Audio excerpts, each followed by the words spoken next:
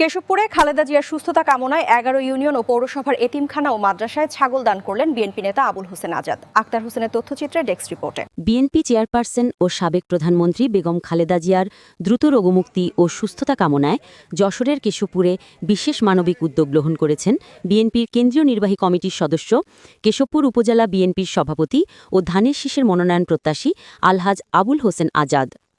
আজ সোমবার সকাল থেকে সন্ধ্যা পর্যন্ত নিজস্ব অর্থায়নে উপজেলার ১১টি ইউনিয়ন ও পৌরসভার বিভিন্ন এতিমখানা ও মাদ্রাসায় জানের সৎকা হিসেবে ছাগল দান করেছেন তিনি। দিনব্যাপী উপজেলার সাগরদাড়ি, পাজিয়া, গৌরীঘোনা, সাতবাড়িয়া, হাসানপুর, মঙ্গলকোট, মজিদপুর, বিদ্যানন্দকাটি, ত্রিমোহনী, সুফলাকাটি ও কেশবপুর সদর ইউনিয়ন পৌরসভা সহ বিভিন্ন অঞ্চলের এতিমখানা ও মাদ্রাসায় এসব ছাগল পৌঁছে দেওয়া হয়। বিতরণ কার্যক্রমে উপজেলা ও ইউনিয়ন বিএনপি, যুবদল এবং স্বেচ্ছাসেবক দলের নেতাকর্মীরা অংশ নেন। তারা জানান, অসুস্থ বেগম খালেদা জিয়ার সুস্থতার আশায় এবং এতিম শিশুদের মুখে খাবার তুলে দিতে এই উদ্যোগ সত্যিই ব্যতিক্রমী ও অনুকরণীয়। আলহাজ আবুল হোসেন আজাদ বলেন, দেশনেত্রী বেগম খালেদা জিয়ার সুস্থতা কামনায় আমি ব্যক্তিগতভাবে এই দান সম্পন্ন করেছি। এতিমদের দোয়া দ্রুত কবুল হয়, এই বিশ্বাস থেকেই জানের সৎকা হিসেবে আজকের এই উদ্যোগ গ্রহণ করেছি। তিনি আরও বলেন, দেশের গণতন্ত্র ও মানুষের অধিকার পুনরুদ্ধারের সংগ্রাম চলমান।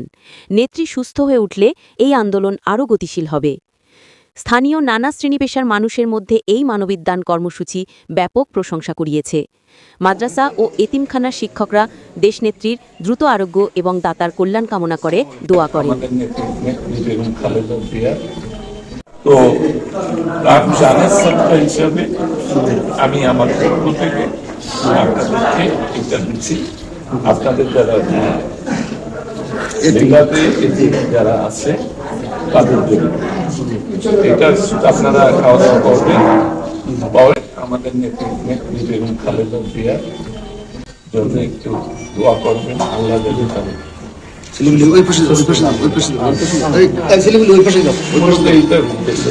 জানের সত্তা হিসাবে। তো আমরা বিভিন্ন সারা কেশবপুরের বিভিন্ন ইউনিয়ন পৌরসভার মধ্যে বিভিন্ন জায়গার মধ্যে মানে মাদ্রাসাগুলা, এতিমখানা, লীলা বোর্ডিং এ আমরা এটা দিচ্ছি। সেই ধারাবাহিকতা আপনাদের মাধ্যমে আমরা আসছি। খতম করে দোয়া করবেন আজকে।